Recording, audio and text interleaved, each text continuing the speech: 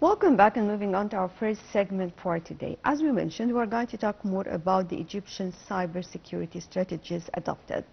Well, before we start, just allow me to welcome our guest over the phone. We have Dr. Mustafa Metwaly, Information Technology and Digital Transformation Expert. Hello. Hello, how are you doing? Good morning, sir. So first of all, we'd like to shed the light. There was a critical issue, a global one that we faced recently, and there were many talks. Was it a cyber attack or a personal or individual fault? What was happening exactly? Okay, thanks on hosting this important topic in order to share more information about it.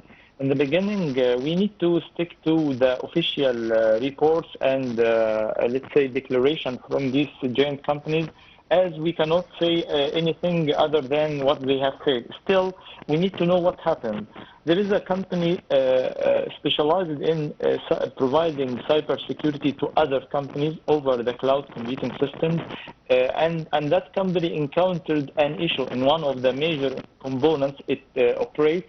This led to the downtime of all over the world, for example, in USA and Europe, for certain services in airports, banks, and hospitals, and public transportations as well.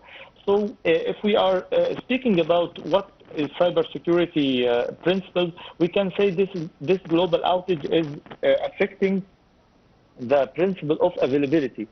Still, we cannot say that it was a cyber attack because there is no clue in this. But we can say that this outage resulted in major impact in terms of economics and in terms of the people daily usages of the public services. Well, talking about Egypt, tell us more about our strategies just to protect our IT in general. I think Egypt was not that affected with this crisis. Yes, sure. Actually, Egypt is not affected due to certain facts. First of all, that we are not using that technology provider component that is being broke down worldwide. This is the major part that we are not affected. Secondly, the Egyptian leadership in the MCIT sector in the recent years, they are focusing on building localized data centers.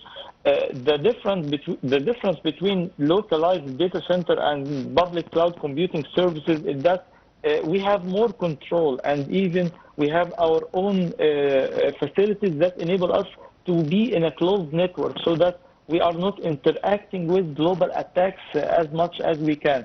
And I believe that this is being increased in the recent years, and the journey is still long, as we can say, because you need to invest more in terms of preparing the people who are operating these facilities and data centers, and even to be acknowledging what's more in the world around you in order to get the right protection.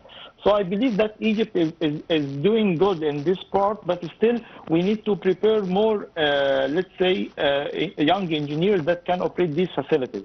Well, sir, just as I will take from your words, because I think the most important part here is how to be proactive. If we are talking about the AI nowadays and the IT in general, well, actually, of course, we have pros and cons. So sometimes we have some crises like what happened.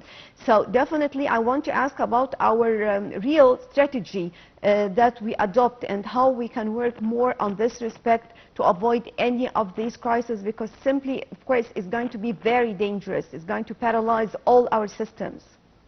Sure. Part of the responsibility to go in the digital world is to get ready for crises. And this is what we couldn't notice during the last or the recent incident that happened globally. Whenever any country provides a digital transformation strategy, it must provide a crisis management system, so that, okay, what happens if these systems are broken down? either to work from another location, from another data center, or to enable another supportive system, or even to work manually in order to operate the real-time businesses.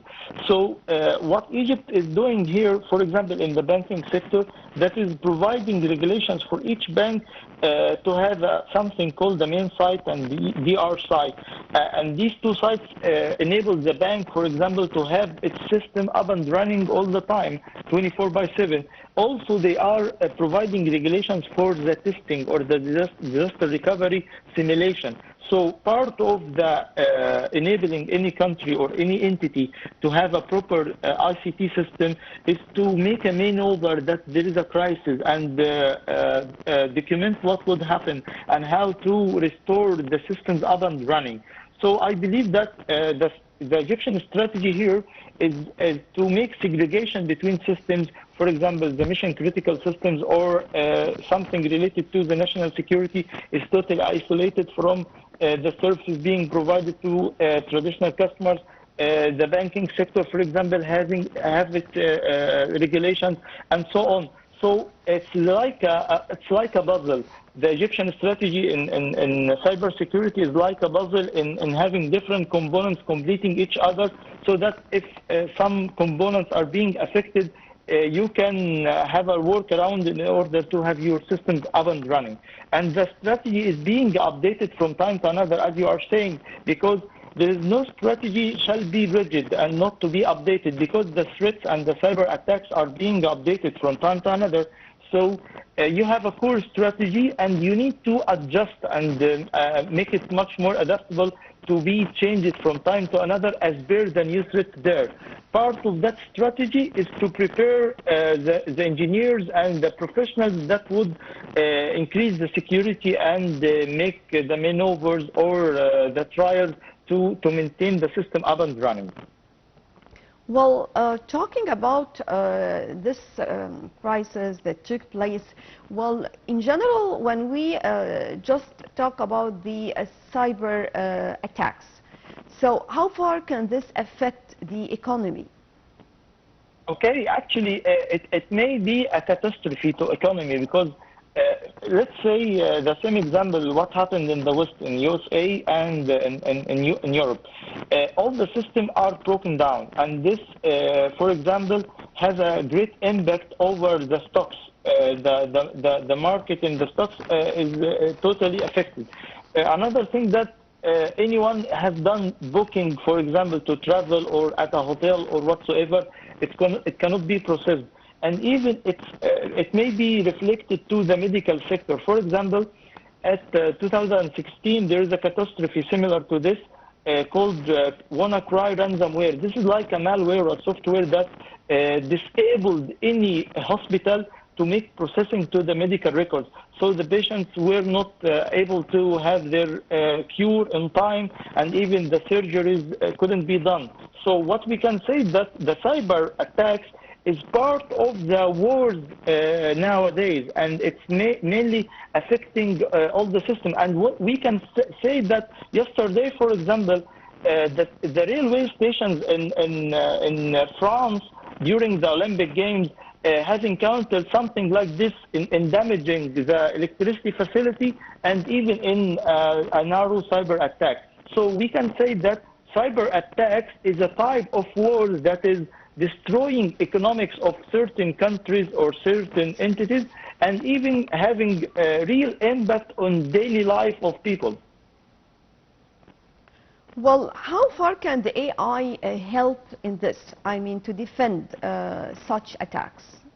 Actually, as you have just said 2 minutes ago, that it may enable us to make right prediction. We can predict what would be going on in certain system. Also, it can provide a solution in a rapid way, as AI having lots of capabilities to increase the accuracy of the solutions provided. Still, the AI system itself is too much costly. So I believe that if you are investing in cybersecurity systems to secure your systems, and you are investing in AI, this is like a huge investment should be done as per the criticality of the system. You cannot make a system using AI globally over a country. For example, you need to be focused on a certain subsystem so that you can reduce the initial cost of that.